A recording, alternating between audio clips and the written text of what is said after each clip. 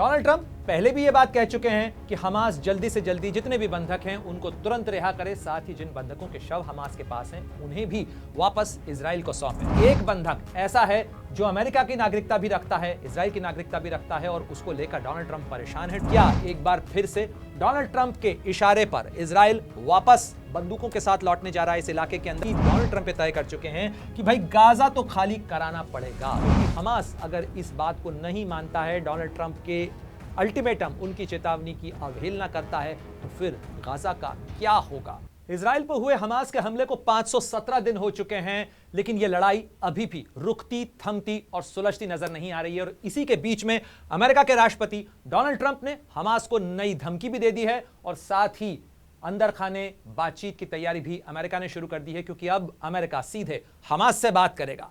क्या होगा इस बातचीत का असर? जल्दी से लगाते हैं दूरबीन और देखते हैं इन तमाम सवालों के जवाब। नमस्कार, आपके साथ हूं मैं प्रणय उपाध्याय।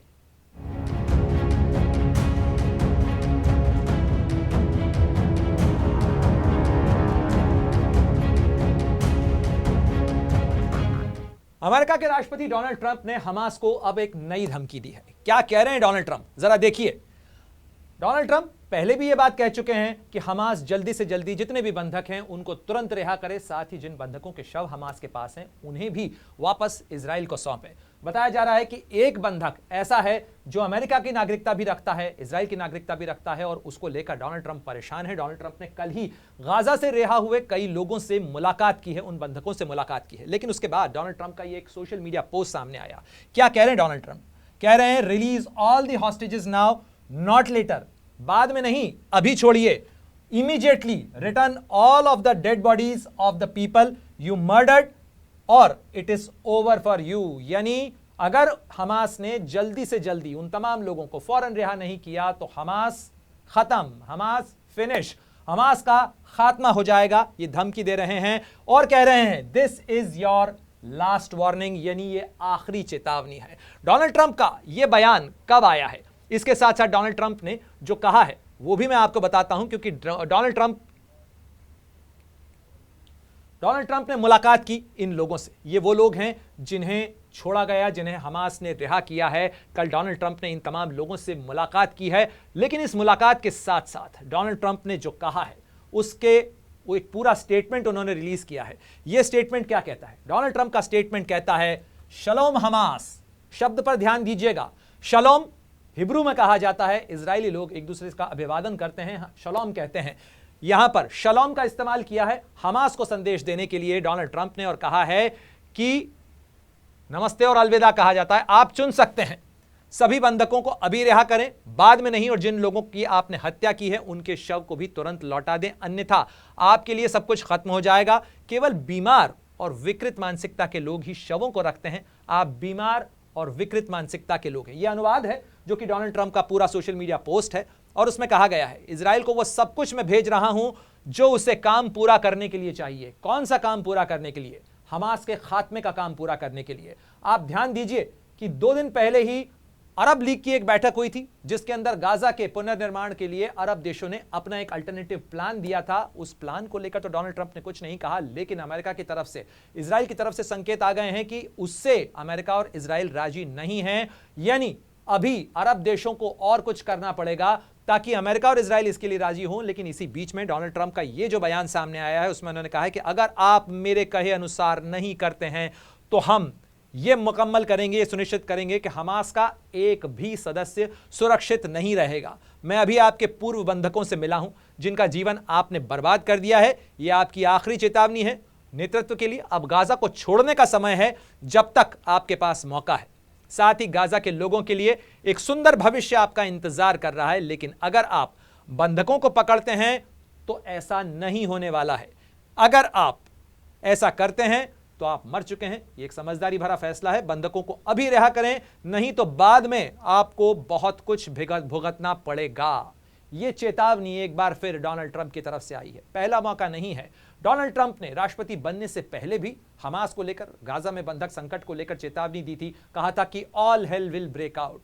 इसके अलावा 5 फरवरी को भी डोनाल्ड ट्रंप का एक बयान आया था जिसमें उन्होंने कहा था कि all hell will break out, लेकिन उसके बाद चेतावनी, अल्टीमेटम, टाइमलाइन, डेडलाइन सब कुछ दी गई थी, लेकिन फिर भी डोनाल्ड ट्रंप की तरफ से कोई कार्रवाई नहीं हुई। लेकिन यहां वो जो कह रहे हैं कि मैं इजराइल को वो सब कुछ दे रहा हूं जिससे वो काम मुकम्मल कर सके, इजराइल को वो सब कुछ भेज रहा हूं जो उसे काम पूरा करने के लिए चाहिए।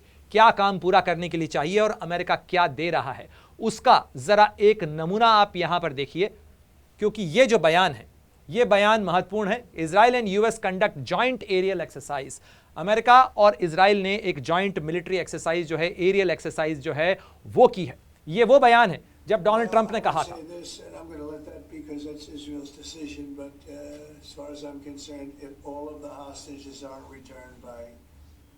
Saturday at 12 o'clock, I think it's an appropriate time. I would say cancel it and all bets are off and let hell break out. I'd say they ought to be returned by 12 o'clock on Saturday. ये deadline करीब 3 हफ्ते से ज्यादा का वक्त हो चुका है। डेडलाइन बीत चुकी। हमास ने सारे बंधकों को नहीं लौटाया है, साथ ही कई बंधकों के शव अब भी हमास के पास हैं। जो सीज फायर हुआ था, जो संघर्ष विराम हुआ था, उसमें अभी भी अगला चरण लागू होना बाकी है। उस पर बातचीत भी अभी शुरू नहीं हुई है, लेकिन कुछ खिचड़ी पक रही है, कुछ बन रहा है, कुछ ऐसा हो रहा है जिसके कारण ऐसा लग रहा है कि यह संकट अभी खत्म नहीं होने वाला है। और साथ ही जो सेंट्रल कमांड का एरिया है, इजराइल डिफेंस फोर्सेस की तरफ से कुछ देर पहले ये वीडियो शेयर किया गया है, ये तस्वीरें शेयर की गई हैं जो बताती हैं कि इस फॉर्मेशन के अंदर इसमें अमेरिकी वायुसेना के विमान भी हैं और साथ ही इसके अंदर इजरायली वायुसेना के विमान भी हैं। यहां पर क्या हुआ है, ये सोशल मीडिया पोस्ट कहता है, Israel air force conducted a joint aerial exercise with the US air force, यानी अमेरिका और इजराइल की एयरफोर्स ने एक जॉइंट एक्सरसाइज की है जिसके अंदर इजरायली F-35I और F-15 जो लड़ाकू विमान हैं अमेरिका के वो हैं, और साथ में इसमें US B-52 स्ट्रैटेजिक बॉम्बर जो है वो भी इसके अंदर शामिल था। तो ये जो एरियल एक्सरसाइज हुई है, उस एरियल एक्सरसाइज की तस्वीरें हैं जो बताती हैं कि किस तरीके से यहां पर जो कार्रवाई है वो हो रही है। साथ ही ये देखिए, इजराइल और अमेरिका की जो जॉइंट एक्सरसाइज है उसको लेकर इजराइल ने तो ट्वीट किया ही है, सोशल मीडिया पर डाला ही है, बल्कि अमेरिका की जो सेंट्रल कमांड है जो कि इस पूरे इलाके के अंदर तैनात है, उसकी तरफ से भी ये सोशल मीडिया पोस्ट शेयर की गई है जिसके अंदर लड़ाकू विमानों की रिफ्यूलिंग जो है वो बताई जा रही है।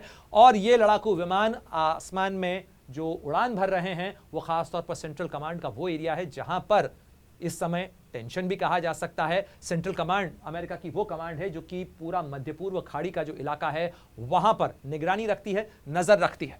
ये तमाम चीजें यहां होती हुई नजर आ रही हैं और इन तमाम चीजों के बीच में एक बयान अमेरिका के विदेश मंत्री मार्को रूबियो की तरफ से आया है जिसमें उन्होंने कहा है कि अमेरिका के राष्ट्रपति डोनाल्ड ट्रंप की चेतावनी को हल्के में नहीं लेना चाहिए। वो ऐसी बातें हल्के में नहीं करते हैं और वो इस बात को लेकर बहुत गुस्से में हैं। जिस तरीके से हमास ने गाजा में बंधकों को रखा, जिस तरीके के अत्याचार उन पर हुए हैं, लोगों की जिंदगियां बर्बाद हुई हैं, जैसा खुद डोनाल्ड ट्रंप ने भी कहा, उसी को लेकर मार्को रूबियो ने इस बात को दोहराया है और उन्होंने कहा है कि इस मामले को लेकर हल्के में नहीं लिया जाना चाहिए। साथ ही जब उनसे पूछा गया, यानी व्हाइट हाउस से पूछा गया कि आखिर हमास से किस तरीके से बातचीत हो रही है, हमास से भी क्या बातचीत होगी, तो देखिए कि कैरन लेविट जो कि प्रवक्ता है व्हाइट हाउस की, उनकी तरफ से क्या कहा जा रहा है।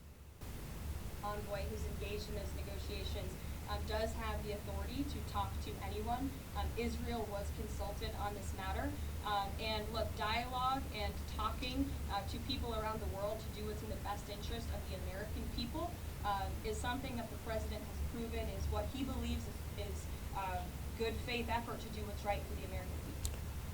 एक तरफ चेतावनी दे रहे हैं, दूसरी तरफ हमास के साथ बातचीत को लेकर भी खबरें आ रही हैं। इजराइल टाइम्स ने एक रिपोर्ट प्रकाशित की है जिसके अंदर यह कहा जा रहा है, US said to hold a positive talks with Hamas and mediators on phase 2 of ceasefire deal, यानी इजराइल अब सीधे बात नहीं करेगा बल्कि अमेरिका बात करेगा। अमेरिका की ताकत इजराइल के पीछे है और यही ताकत जो है वो इजराइल के हौसलों को भी बुलंद करती है। साथ ही गाजा का जो संकट है उसको लेकर घबराहट जो है वो जाहिर तौर पर इस कुनबे में सबसे ज्यादा है, क्योंकि अभी 4 मार्च को ही तो ये सारे देश जुटे थे। ये सारा जो कुनबा आप देख रहे हैं, दरअसल ये पूरा कुनबा जो है ये अरब लीग का कुनबा है। इस अरब लीग के कुनबे के अंदर आपको इजराइल के राष्ट्रपति फतेह अल सीसी नजर आ रहे हैं, किंग अब्दुल्ला नजर आ रहे हैं, जॉर्डन के महमूद अब्बास जो कि फिलिस्तीन अथॉरिटी के हैं वो नजर आ रहे हैं, तमीम हमाद बिन अल थानी जो हैं वो नजर आ रहे हैं, कतर के आमिर हैं ये यहाँ पर, और साथ ही जो बहरीन के किंग हैं वो यहां पर नजर आ रहे हैं। ये तमाम देश जुटे थे, एक अल्टरनेटिव प्लान दिया गया है, लेकिन अमेरिका इस प्लान से राजी नहीं है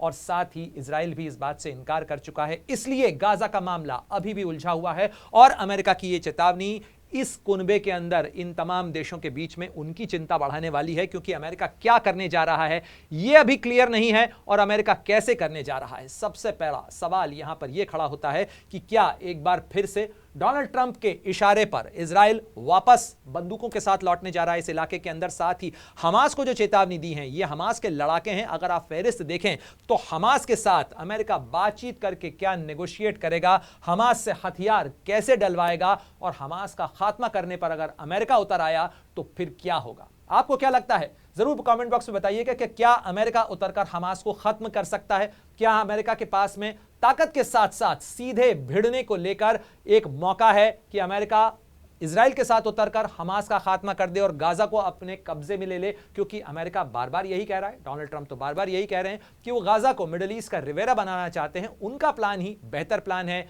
अरब लीग का जो प्लान है वो उतना मुकम्मल प्लान नहीं है और ये सबसे बड़ी चिंता इस समय नजर आ रही है। साथ ही चिंता नजर आ रही है महमूद मुस्तफा हैं, फिलिस्तीनी अथॉरिटी, फिलिस्तीन के प्रधानमंत्री हैं और उन्होंने भी बैठकें की हैं। उनकी ये जो बैठक थी, उन्होंने अपने मंत्रिमंडल के साथ मशवरा किया है कि भैया करना क्या है। एक तरफ अमेरिका है, दूसरी तरफ इजराइल है। फिलिस्तीन के लोगों का तो कोई पूछ ही नहीं रहा है, लेकिन फिलिस्तीन के लोग जो हैं वो यहां पर बात कर रहे हैं, क्योंकि महमूद अब्बास जो हैं वो भी यहां पे थे, महमूद मुस्तफा भी थे अरब लीग की इस बैठक के अंदर और इन्होंने इस बात का समर्थन किया था। क्योंकि जो प्लान बन रहा था, जो प्लान बना था, उस प्लान के मुताबिक तो यहां पर जो है, क्योंकि जो प्लान बना था उसके मुताबिक 53 अरब डॉलर का पूरा रिकंस्ट्रक्शन प्लान है। लेकिन ये अरब लीग भी ये कह चुकी है कि अभी अमेरिका को मनाना बाकी है, अमेरिका से भी बात करनी पड़ेगी, साथ ही एक बड़ा डोनर सम्मेलन आयोजित करना पड़ेगा। अमेरिका इतना महत्वपूर्ण क्यों है, अमेरिका की रजामंदी, अमेरिका का राजीनामा इतना जरूरी क्यों हो जाता है कि ये अरब देश जिनका पड़ोस है, जिनका मुद्दा है, जिनका इलाका है, ये वो तय नहीं करते हैं, बल्कि मीलों दूर बैठा अमेरिका ये तय करता है कि मिडिल ईस्ट के इलाके के अंदर क्या होगा, कैसे होगा, कब होगा। और अमेरिका यदि नहीं मानता है तो फिर आखिर क्या होगा। कमेंट बॉक्स में ये भी आप लोग जरूर बताइएगा। लेकिन फिलहाल मामला उलझा हुआ नजर आ रहा है, खासतौर पर इस इलाके के अंदर और गाजा के अंदर। फिलहाल ये जो मलबा है वो मलबा ही मलबा यहां पर बिखरा हुआ नजर आ रहा है। इस मलबे को समेटने के लिए दोनों तरफ से अपने अपने प्लान दिए जा रहे हैं। लेकिन इस प्लान के साथ साथ जो बयान है वो बयान फतह अल सीसी जो हैं उनका आया है। ये इजिप्ट के राष्ट्रपति हैं। इजिप्ट इस समय सबसे ज्यादा सक्रिय है, इजिप्ट इस समय सबसे ज्यादा जो है वो इन्वॉल्व है और वो इसलिए भी है क्योंकि यहां की जरा ज्योग्राफी आप देख लीजिएगा। तो बयान इजिप्ट के राष्ट्रपति अब्दुल फतेह अल सीसी का आया, जिसके अंदर उन्होंने ये सारी जानकारी दी कि आखिर क्या प्लान बनाया गया है, आगे का कार्यक्रम क्या होगा, किस तरीके से गाजा के मामले को सुलझाने की कोशिश चल रही है। क्योंकि इजिप्ट इस समय सबसे ज्यादा परेशान है। परेशान किस लिए है, जरा यहां नक्शे पर समझने की कोशिश करते हैं। क्योंकि ये जो आप नक्शा देख रहे हैं इसके अंदर ये इजिप्ट है और ये गाजा पट्टी है। यहां पर इजिप्ट की जो सरहद है वो इजराइल के साथ लगती है और इजिप्ट में यहां पर इजिप्ट पर दबाव डाला जा रहा है। डोनाल्ड ट्रंप ये दबाव डाल रहे हैं कि इजिप्ट जो है वो करीब 10 लाख से ज्यादा लोगों को यहां पर रखे, अपने यहां पर रखे। और इसको लेकर डोनाल्ड ट्रंप की चेतावनी के बाद में चीजें और पेचीदा हो जाती हैं, क्योंकि यहां पर इजिप्ट जो है वो कतई नहीं चाहता कि यहां से लोगों का पलायन हो और उसकी सरहद में लोग आ जाएं, उससे 10.5 लाख लोग अपने यहां पर रखना पड़े। कुछ ऐसी ही परेशानी जो है वो जॉर्डन की भी है। जॉर्डन के किंग भी मिलने के लिए गए थे, लेकिन फिलहाल कोई राहत, कोई बदलाव जो है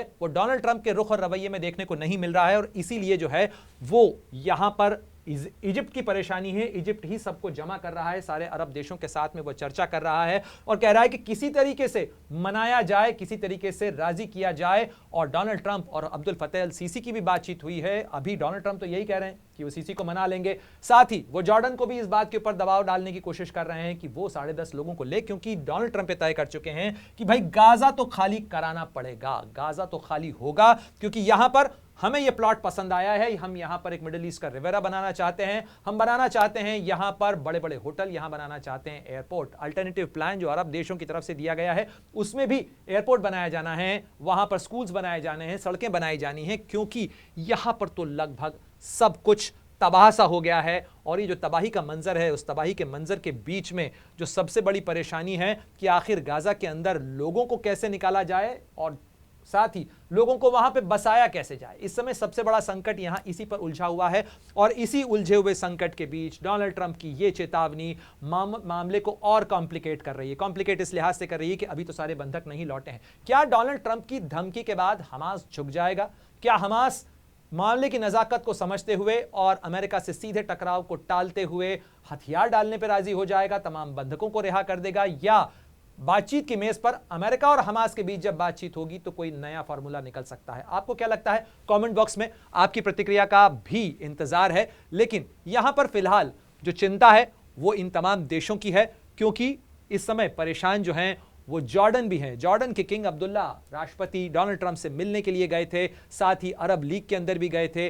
वहां पर उन्होंने भी जो प्लान दिया है, अरब देशों की ये जो जमावड़ा हुआ था, ये जो प्लान था उसके अंदर गाजा को विकसित किया जाना है, गाजा को नए सिरे से तैयार किया जाना है और उसके लिए पैसा इकट्ठा किया जाना है। हालांकि इन अरब देशों की तरफ से जो बातें कही जा रही हैं, फिलहाल वो सारी चीजें केवल बातें हैं। उन बातों के अंदर अभी चीजें तय नहीं हैं। इस गाजा को लेकर इस समय केवल बातें हो रही हैं, बातों में बहुत सारी चीजें तय नहीं हैं। इस समय गाजा का मंजर कुछ ऐसा नजर आ रहा है, तबाही कुछ ऐसी है। लोग वहां पर टेंट्स जो हैं वहां पर रहने को मजबूर हैं, साथ ही इन टूटी बिल्डिंग्स के अंदर वहां पर रहने को मजबूर हैं, क्योंकि 16 महीने हो चुके हैं। गाजा में अभी भी किसी तरीके का समाधान नजर नहीं आ रहा है। तमाम नेताओं के बीच में जो बयानों की कुश्ती चल रही है, उस कुश्ती के बीच में गाजा तो कम से कम अटका हुआ है, जहां पर बड़ा मानवीय संकट है। लेकिन गाजा का होगा क्या? गाजा क्या ट्रंप के अनुसार एक मिडिल ईस्ट का रिवेरा बनेगा, या अरब देशों के अनुसार वापस से उसका प्री कंस्ट्रक्शन होगा, रिकंस्ट्रक्शन होगा? और साथ ही क्या जो 2 स्टेट सॉल्यूशन है जिसकी बात ये अरब देश कर रहे हैं, इसको लेकर ये अमेरिका को राजी कर पाएंगे? अमेरिका पहले कई बार करता रहा है और अमेरिका इस पूरे मामले में एक फैक्टर रहा है। आपको वो तस्वीरें याद होंगी जब कैंप डेविड के अंदर यासिर अराफात के साथ में मुलाकात हुई थी इजराइल के प्रधानमंत्री की। उस दौरान अमेरिका के राष्ट्रपति बिल क्लिंटन मौजूद थे। वो तस्वीरें भी बहुत चर्चित हुई थी, लेकिन उसके बावजूद मामला अभी तक उलझा ही हुआ है और इस मामले के अंदर लगातार जो कार्रवाई है वो कार्रवाई होती हुई नजर आ रही है। यहां पर डोनाल्ड ट्रंप ये तय कर चुके हैं कि उनका खेमा क्या है, वो क्या करने जा रहे हैं। और इसी दबाव के बीच में इजराइल और अमेरिका की ये जो जॉइंट एक्सरसाइज है, ये भी कहीं ना कहीं टेंशन बढ़ा रही है। और खास तौर पर जो टेंशन है वो बढ़ रहा है इस पूरे इलाके के अंदर, क्योंकि ये जो लड़ाकू विमान हैं ये उड़ान भर रहे हैं। इजराइल और अमेरिका के जो बॉम्बर विमान हैं ये इस इलाके के अंदर क्या कर रहे हैं, अमेरिका का प्लान क्या है, और अमेरिका और इजराइल मिलकर क्या एक ऑपरेशन ऑल आउट शुरू करने वाले हैं हमास के खिलाफ? क्योंकि हमास अगर इस बात को नहीं मानता है, डोनाल्ड ट्रंप के अल्टीमेटम, उनकी चेतावनी की अवहेलना करता है, तो फिर गाजा का क्या होगा? आपको क्या लगता है? कमेंट बॉक्स में जरूर बताइएगा। बाकी देश दुनिया की हर बड़ी खबर के लिए आप जुड़े रहिए अमर उजाला के साथ। अगर आप ये वीडियो YouTube पर देख रहे हैं तो हमारे चैनल को सब्सक्राइब कर बेल आइकन दबाएं, और Facebook पर देख रहे हैं तो हमारे पेज को लाइक करें। 8 मिलियन प्लस सब्सक्राइबर, आपके इस भरोसे के लिए बहुत धन्यवाद।